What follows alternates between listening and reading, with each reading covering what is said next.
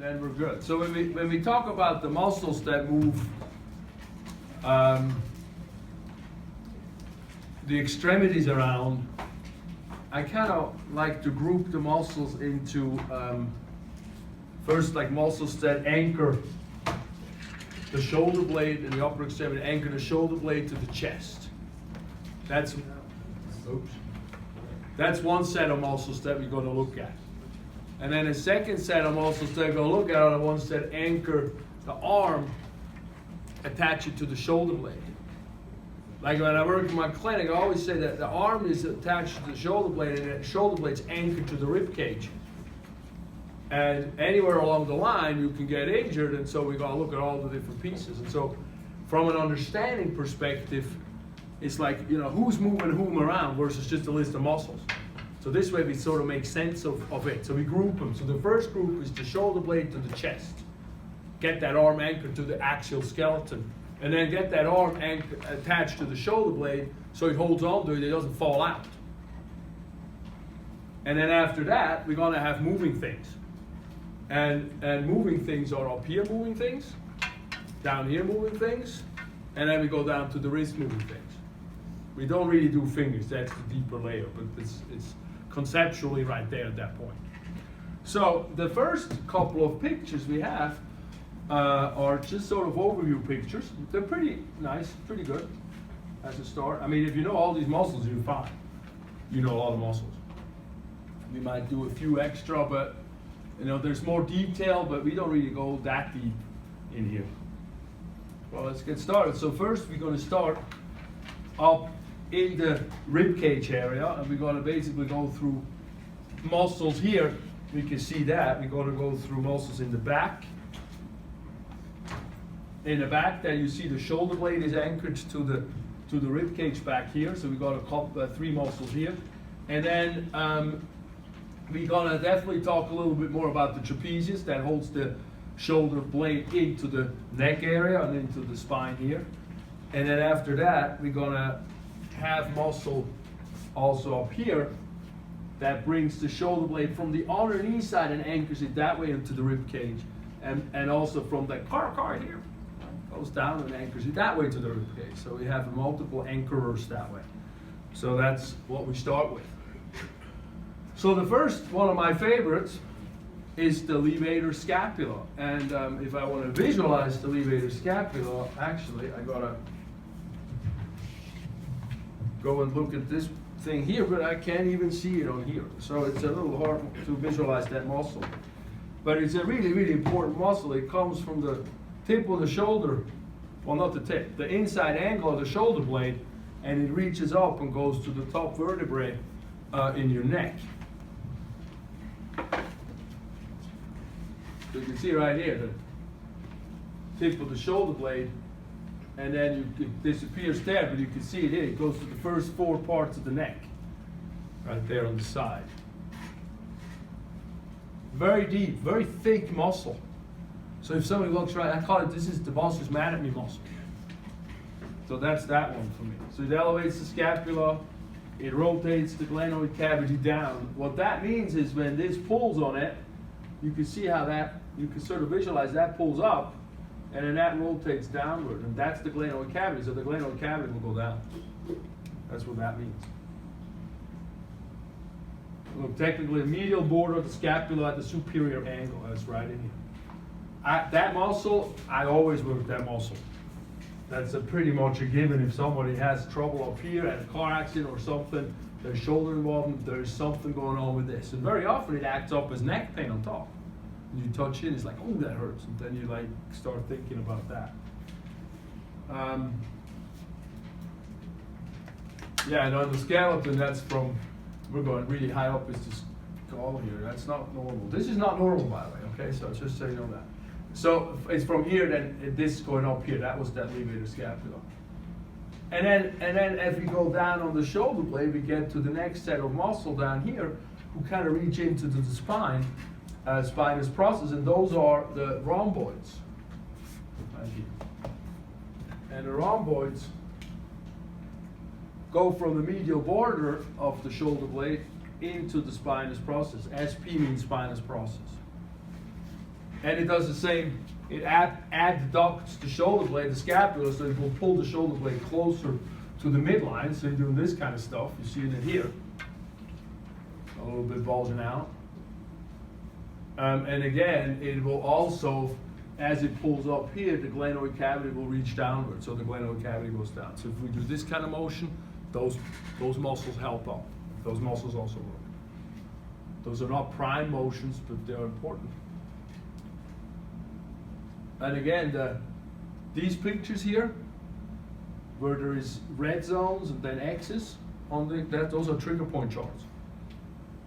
Those are pressure points, and those are pain areas that these muscles can exude. It's not always, but very often you get help. Like you take some, Tiger Balm or whatever cream, or an Icy Hot or a Sombra, something that heats up, is capsaicin afterwards, and you massage this in on somebody, do a little crisp friction, give a little bit of squeezing. What you do is you squeeze the blood out of the muscle when you squeeze. That's one of the techniques. And that often feels much better. The problem is then the next day they say, can you do it again? And then you gotta do it again. Anyway. Trapezius, we did mention that muscle already. It starts all the way up on the outside, on the top of the EOP, goes down all the spinuses, down to T12. That's right here by the ribs. That's really low. That's a large muscle going all the way down, and then it reaches out to the acromion, spinal scapula on a third of the clavicle. So basically, it goes around from the back a little to the acromion and then to the front. On the model here, it reaches around this way. So it sort of grabs it. But it's a skinny muscle. It's not like it's this muscle we can outline here. On the model here, it's this muscle right here. So that's where I tag it, most likely, if I'd use that as a muscle. It's an important muscle. It has a lot of functions. Look at that. Functionalizes, it stabilizes, raises, retracts the scapula. Well, you just think of all these different ways this muscle can pull on that shoulder blade, and then you kind of come up with these different functions. It rotates the glenoid upward, it extends, and also rotates the head. We did that a little bit last week, on Monday. No, last week, on Wednesday. Look at the pain pattern that this muscle can give. Lots of pain patterns. Janet Travell describes that muscle. She's John F. Kennedy's physician who did a lot of work with myofascial pain and all that sort of chronic pain stuff. Very, very cool lady. And she said if somebody has a heavy purse here or a heavy coat that strains this muscle, ends up giving people a headache.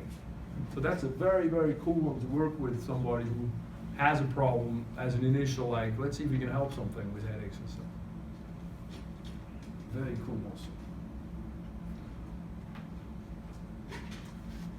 And then, so those are the ones sort of in the back, the top, that overlaying.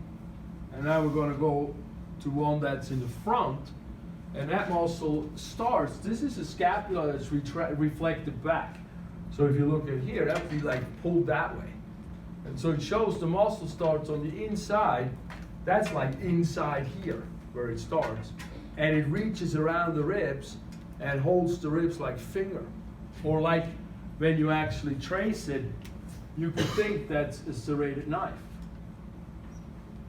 Not a flat knife, a serrated knife. And so that's why I call that serratus as a muscle, that's the name. Serratus anterior, that's the one on the front. So it's the one that comes out like that. You could see in sports that, like boxing, that push a lot, that these muscles need to be very strong because they need to really pull that shoulder blade into the chest. So it doesn't just fly backwards when you get a pull coming from the front. So very, very interesting muscle, very involved. I mean, who isn't sore when you go like that on the side? That's where that muscle anchors in. And the reason why it's very involved is, like, let's say, for example, you're holding the steering wheel and you have a car accident, and you get holding on the steering wheel and you get slapped from behind, it goes like boom, and it just reaches all back. Everything gets pushed back up. Oops. We're a little violent today, I guess, huh? And this shoulder blade gets yanked backwards, and you can just see how that sprains these muscles. And so all that kind of stuff, or even just holding it up long, that can do a lot of that. It's interesting when I when you think about most people, especially when you get older, the shoulders sort of come in a little bit and they come forward a little bit, sort of be caving in a little bit, and then at some point I start realizing it's like, well, our arms are always hanging down. It's always pulling on everything. It's like if I were a dog, the stuff is always pushed up. We were quadrupeds. We weren't always it depends on who you want to talk to, but for most of us, that's sort of, in science, that's kind of how it goes. We came from the foreleg and stood up. And the force from hanging down to pushing in is a very different force. So this muscle is interesting when you think of how it has to hold the chest inward and upward versus also the shoulder blade down. Towards the chest, but also when the chest is on the foreleg, it doesn't have to have it fall down. So one of the things I do is when I go walking or hiking, I have ski poles with me. So I force basically be a little dog. So I push down too. It's not just all hanging down. So all these muscles get strengthened by that. And I met a guy at Chabot Park where I go hike, and he's 93 or 94, and he's like, "Oh, you're hiking with poles too?" And I'm like, "Yes, I do." And he's like, first I thought it was just for my balance, but now my shoulder don't hurt no more. And I'm like, great, I'm going to tell everybody. That's a good one. That's a very good one. So that muscle is definitely working with that. So it goes from the anterior medial border, the shoulder blade, the scap, to the rib 1 to 8. We want to know where it is. We got to, name it. We don't have to know all the details for the test. That's just to understand it. And then later you can go back. So on the model, these are the serratus anterior. And if I have one that has a hook on top that goes together like that, you can see how they're coming in like there. Ooh, there we go.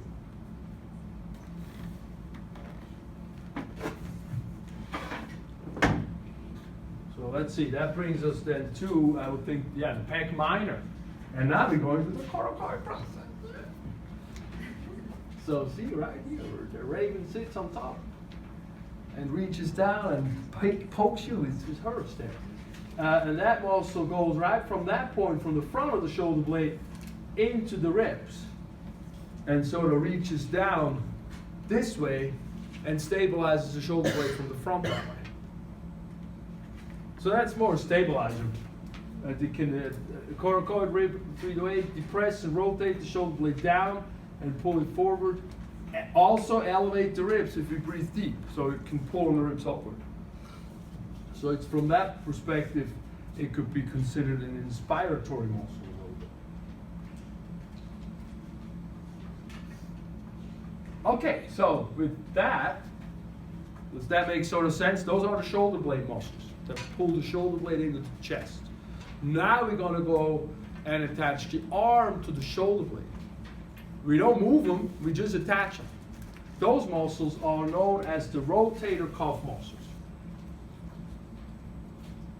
Some people have rotator cuff tear or frozen shoulder. You heard of frozen shoulder?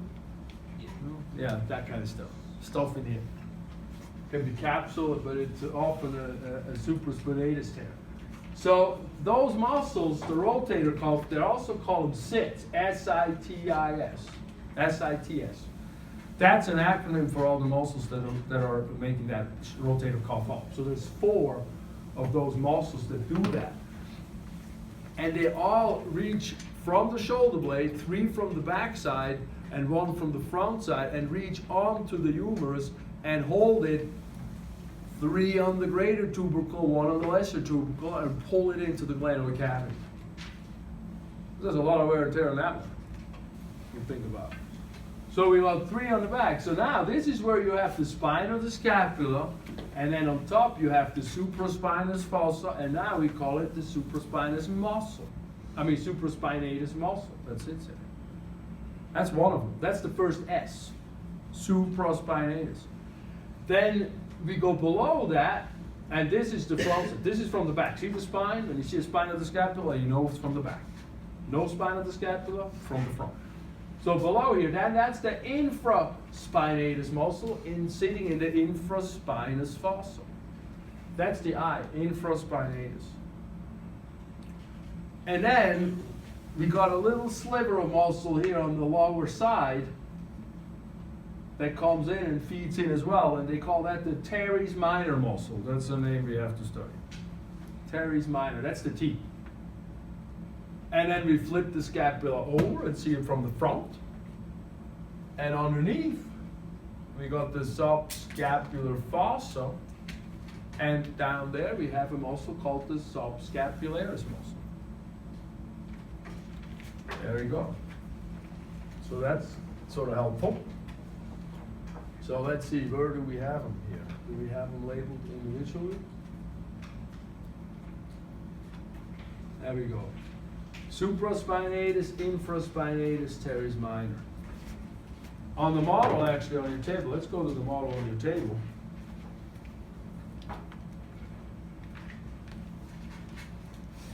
Please, there you go. You're looking, well, actually, take this first one off. We'll take this first one off. We'll do that afterwards. But then underneath, you see here, you see the spine of the scapula. On top, you see a bulge as a muscle. Down below, you see a muscle.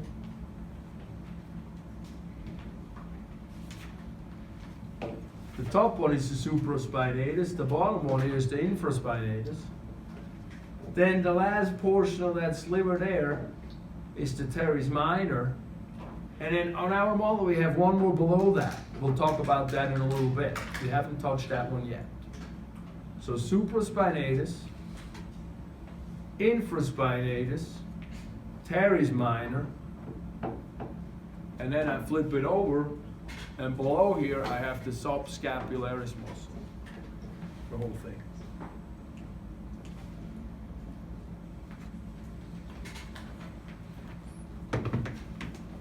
When you look at, so all the muscles in the back, they will go to the greater tubercle, and the one muscle in the front, the subscap, goes to the lesser tubercle.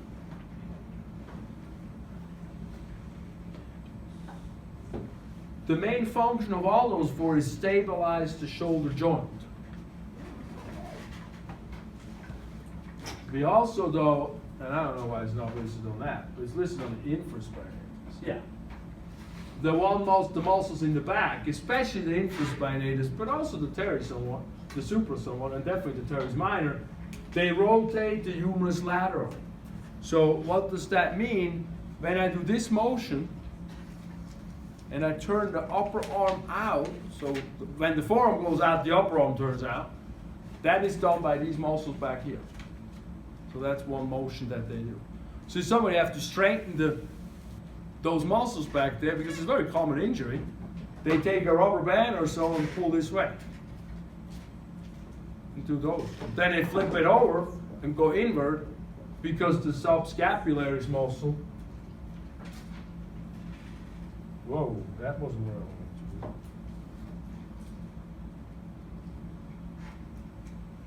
There it is. The subscapularis comes from the inside and reaches to the humerus there.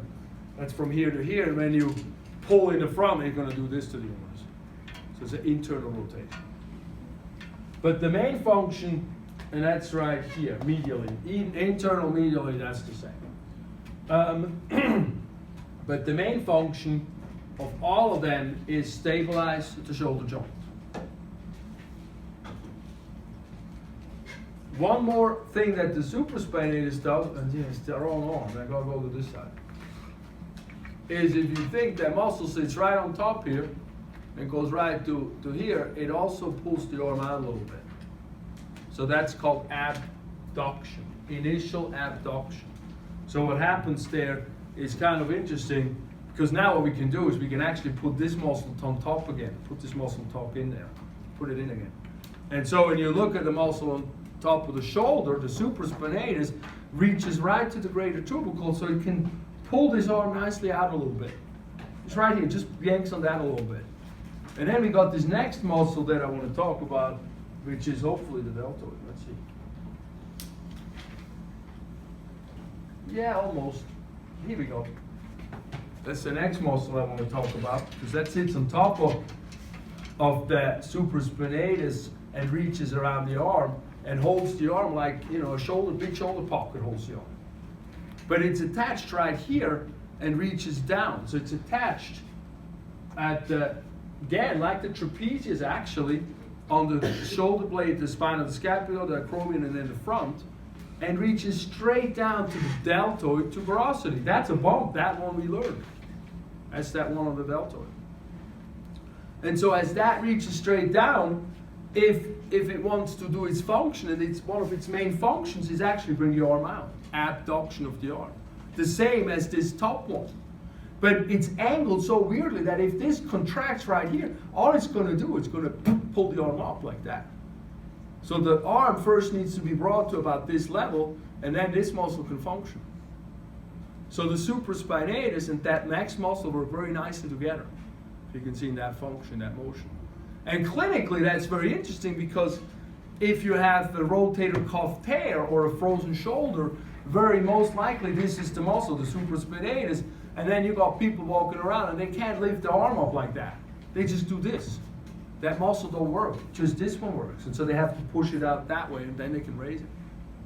So once you know a little biomechanics, it's kind of interesting that way. You can sort of piece it together over time. What is what?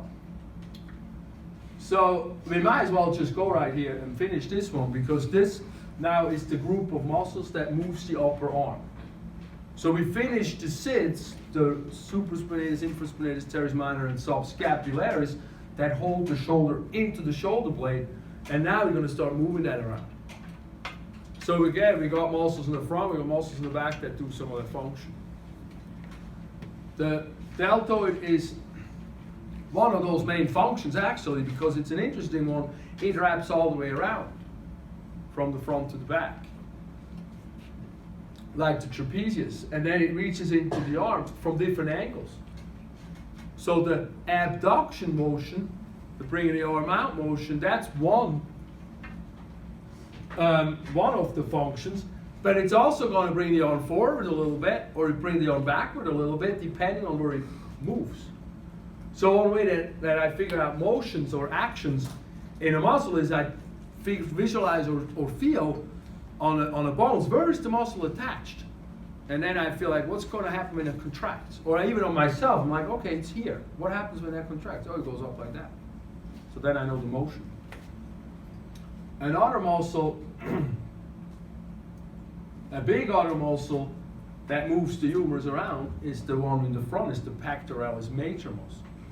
So we had the pec minor going from the coracoid to the ribs. Now we have one that's on top of that, a big one. It's a major. That muscle goes from the front, from the ribs, the sternum, and the clavicle, all the way here, and reaches into the arm, into the intertubercular groove of the humerus. So that's right here between the bones, between the tubercles. So you see that like that. So what is it going to do? It's going to do this. It's going to adduct the arm, the humerus, so that's bringing it in, and medially rotate, bringing it forward that way, if you visualize where it pulls from. That's a cool muscle. That's the muscles the guys like to make big in the gym because you can see it in the gym, you know, like the Rock, you know, that kind of stuff. I know that's where the balance comes in. They don't have mirrors in the back, so you look in the front, the back is all in because you don't see it. I hope these days they're not doing it like that much. But next muscle is another one that starts at the coracoid process and goes now into the arm. And here we go into the shaft of the humerus. So from here to about here, mainly what it does, it brings the arm forward. That's flexion. Flexion of the arm. Actually, yeah, it was right here. Flexion of the humerus and a little and adduction as well, bringing it in. Up and in. Coracobrachialis. There's a lot of muscles that have the word brachio in it. Remember arm, brachio. How do you remember adduction and abduction? Adduction adds the arm to the body. Or the way. AB is the other one. So I just know the adduction, so it's adding, and then ab is the opposite. And after about 10 years, it was natural. It took a long time, but it's one of those weird ones. Why did they, you know, the words, I don't know why they chose that word. It's kind of goofy. Just that one letter difference. It's like, really? But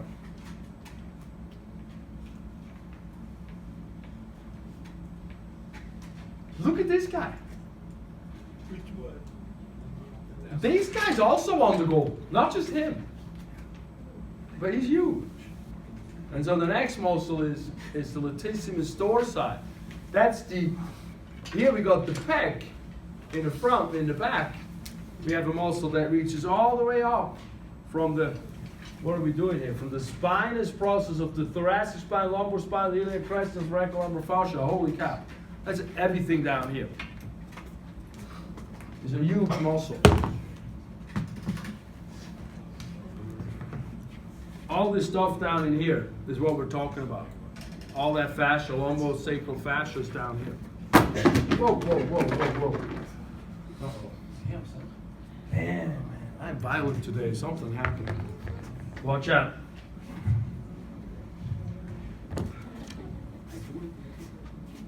So that's the swimmer's muscle, as we can see. It goes into the intertubercular groove of the humerus. It's like the pec, just now from the back. It goes back in there and wraps on the inside around. So when you do this motion, oh, that's perfect. That's the crawl, that's the fly. Extension, adduction, and medial rotation of the humerus.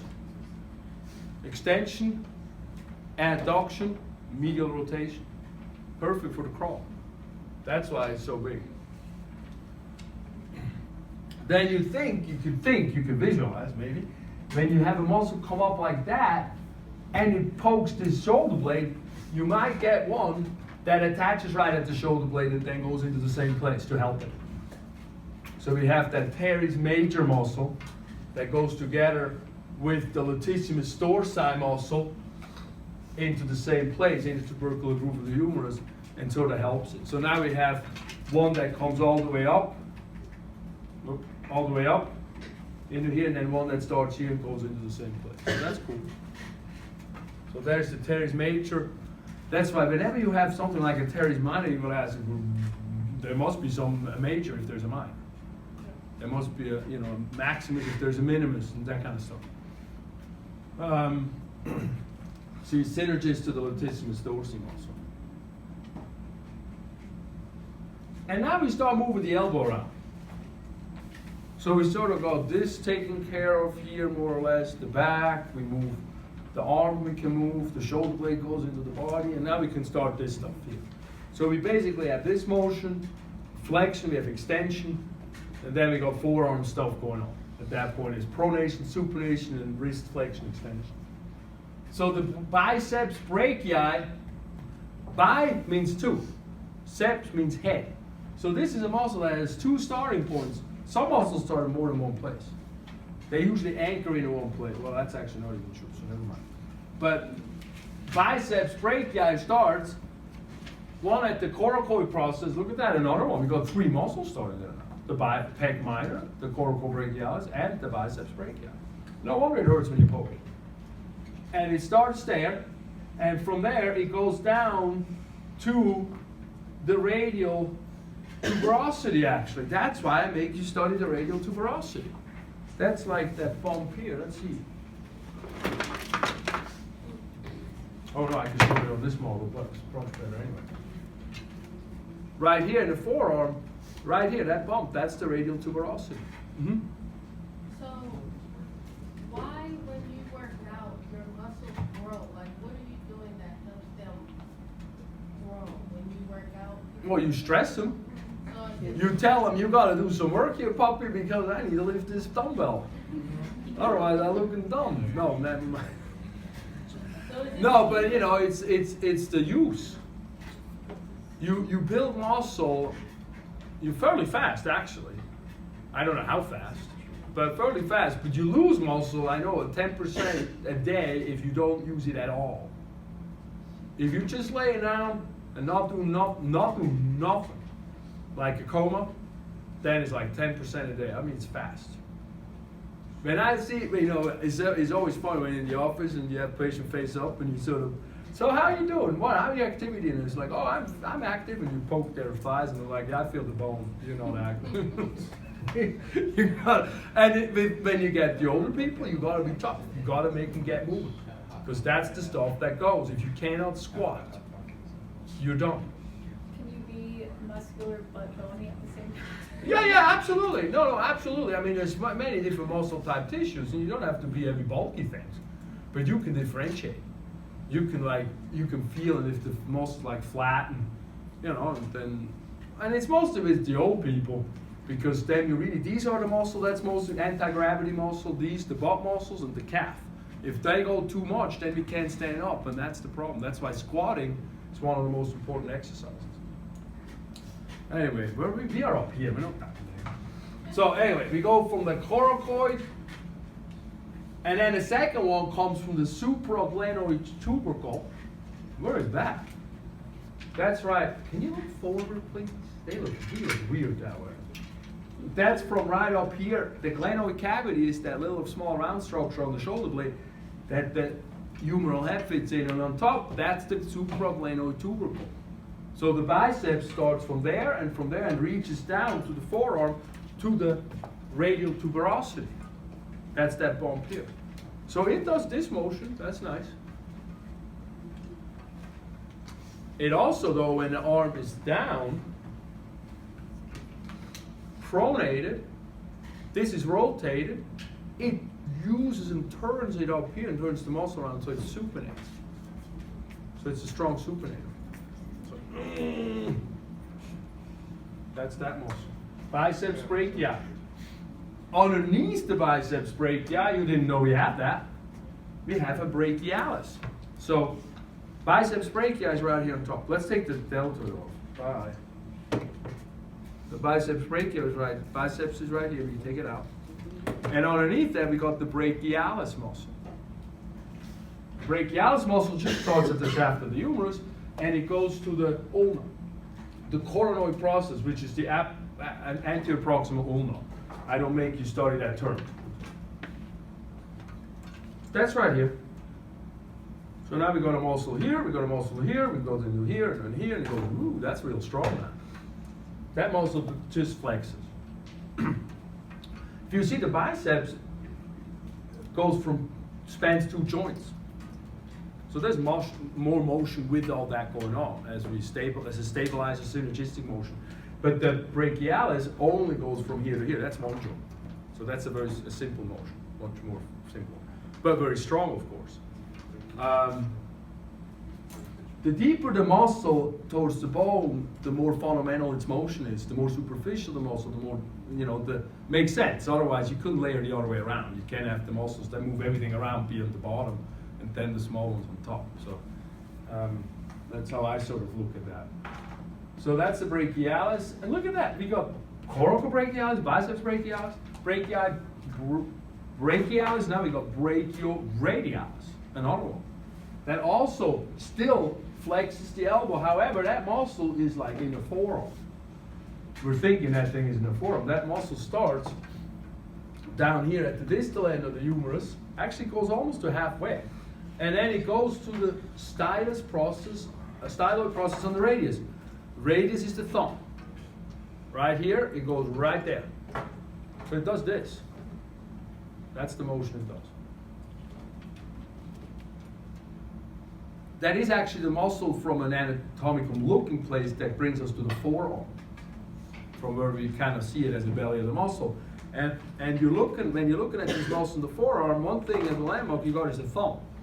So you follow the thumb up, and the brachioradialis is the top muscle that goes on that line.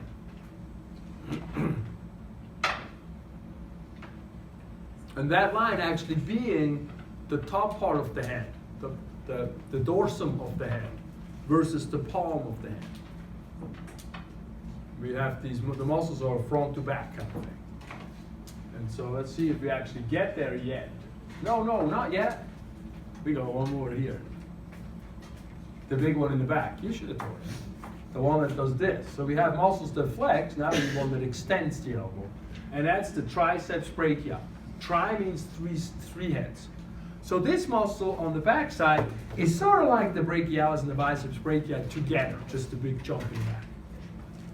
So it starts, look there, infraglenoid tubercle of the humerus.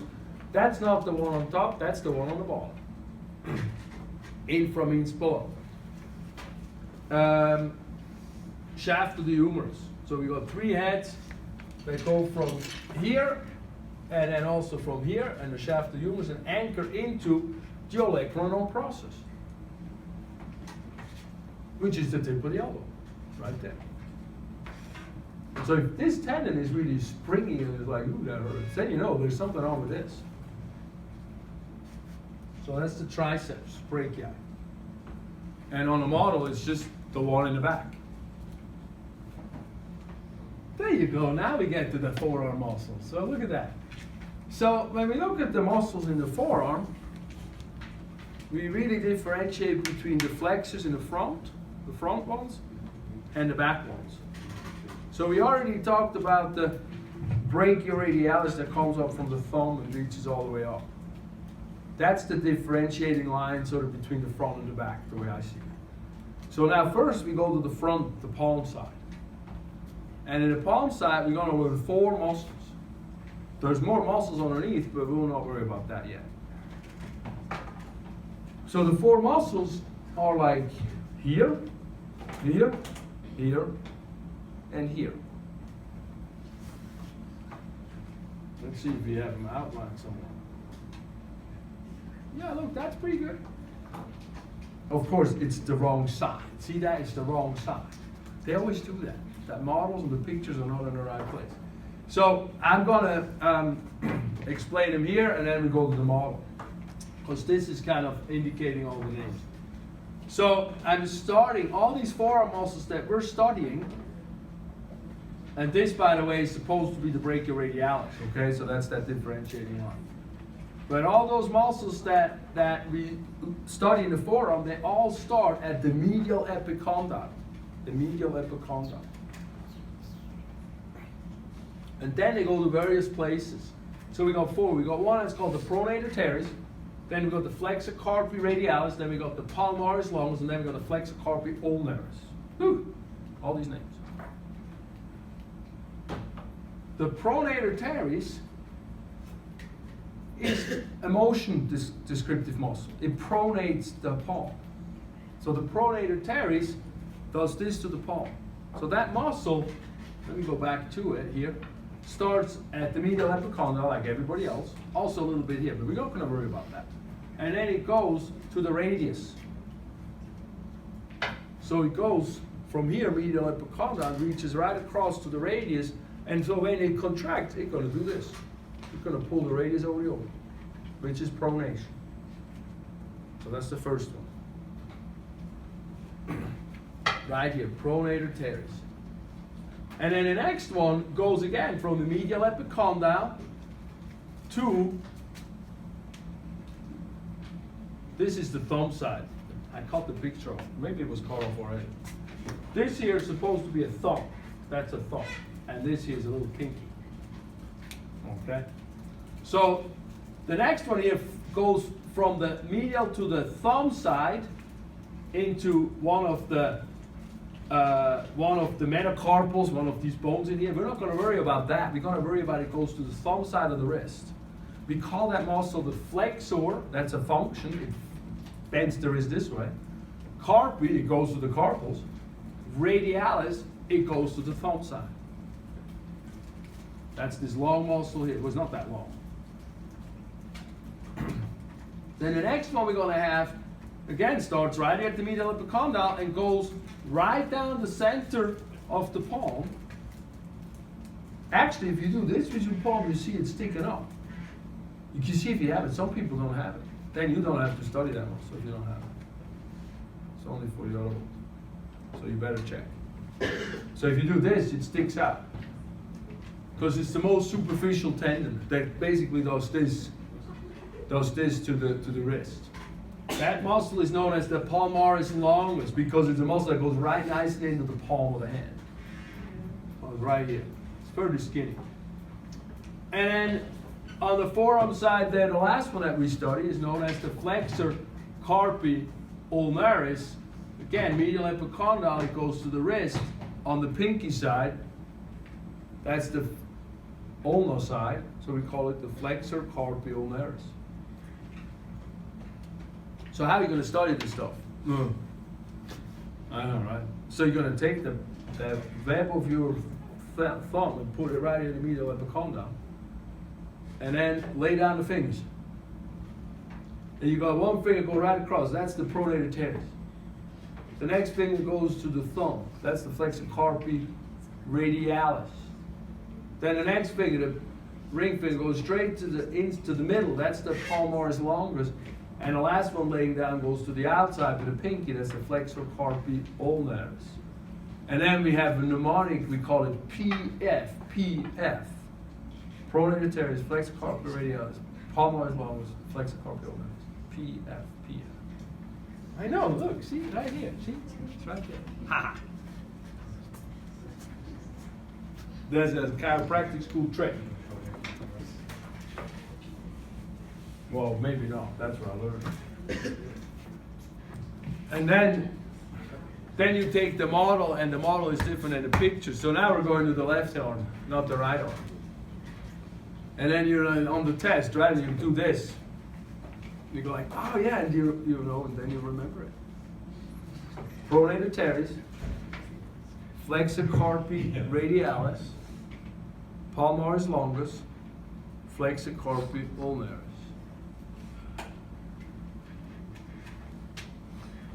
That's about as deep as we gonna go. And then when you take it off underneath, you know, you have a whole bunch of other muscles. But those are actually the ones that move the fingers. So if you ever, I don't know if you do massage or have massage where people squeeze this here and your fingers start moving. So most of the finger movers are actually up here. You've got a flexor digitorum profunda, superficialis profundus, and then you got the deeper muscles in here. And even in the palm, you got tons of muscles in the palm. It's good we don't have to study all those things. But next time when you come to Bio 2, if you do that class, then you're ready for it because you understand this level already. All right, does that make some sense? First time around, we'll sink it in. We'll do it again in lab and then be good. And then go home.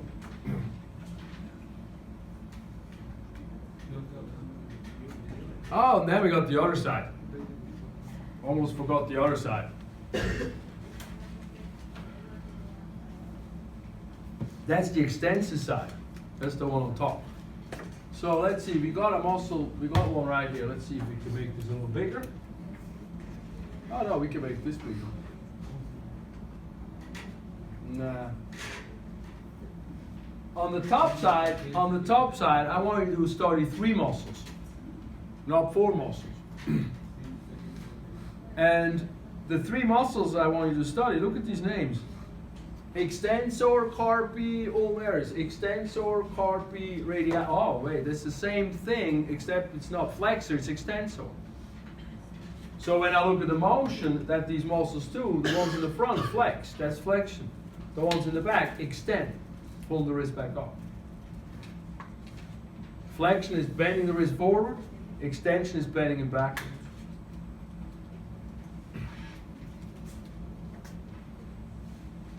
So those muscles, for us, they all start at the lateral epicondyle. You see here, lateral epicondyle is the wrist extensors. Medial epicondyle, wrist flexors. So they all start out here. They don't start here in the midline. They start here on the outside. So now I only have to differentiate 3 of them. One on there goes to the thumb, and one that goes to the pinky, and then I got one on top. The extensor carpi ulnaris, would that go to the pinky or the thumb? The pinky. So that's right out here. Goes to the base of the 5th metacarpal. Yeah, that's the web here. The web of the hand on the pinky side. And then, so that's on the outside here. And then we got one on the inside that goes across. Right here. Actually, there's 2 of them. There's a longus and the brevis, but we just make it one of them.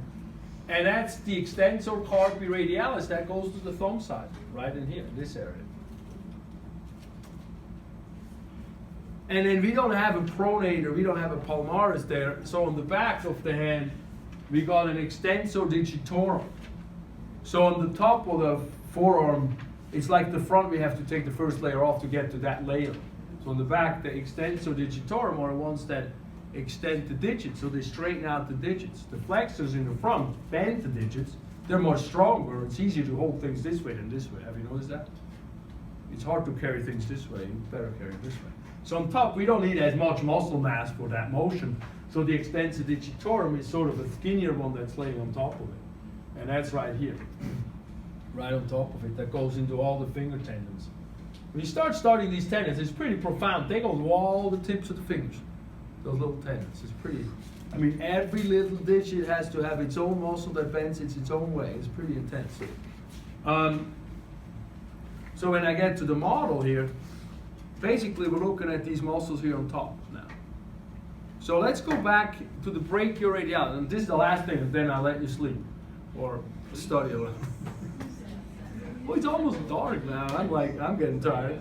The brachioradialis was that thumb going up, and so that goes all the way up to the pretty much almost the mid shaft. So then right next to that, so this is important. Right next to that, we got a couple of muscles, number 20 and 21 there, named, I think, at least my model. And those go to the thumb side. Those are the extensor carpi radialis. There's a longus and the brevis. Long means long, brevis means short. I'm not differentiating that. It's really the same muscle as far as we're concerned. Then on the outside, right by the bone, I have one that goes to the pinky. That's the extensor carpi ulnaris. Right by the bone. And then on top, you can see here, you've got a whole web of tendons that go to all the digits. That's, and you see the main one coming up here to about here, that's the extensor digitorum muscle.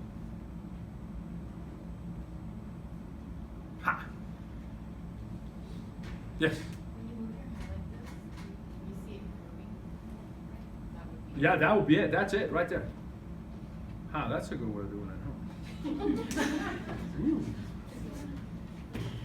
Yeah, no, I mean, these muscles, I mean, you understand carpal tunnel when you look at all these type of muscles. There's so much going on in these little forearms of ours. And then we just put them behind the screens and type. Like, it's nothing. It's just type. But the pronated teres muscle, when you type, you have to always have the palm down, at least in the classic keyboards. And so that muscle is always shortened. And you got nerves going through. You got the median nerve going through here. And if that's always shortened, it's going to fire up because it's always irritated. And after a while, it does not want to be irritated. And then it shoots, and it, of course, gives you carpal tunnel syndrome. And so then we have to slow it down. And then you give you these things to hold in your bed and these braces. Yeah. Is that only if you're moving your, like, moving it up like this, or like rested? Well, see, if the keyboard's natural, neutral, you got to just be, what's neutral? What's not moving? It's just like this. So yeah, I don't know about it. That's like really hard to figure out what's where with that. But they do have keyboards that are a little bit curved. And I think that, I mean, that is for ergonomics because of that. All right, how's that doing? You ready for some lap time? Uh-huh. All right, let's do that.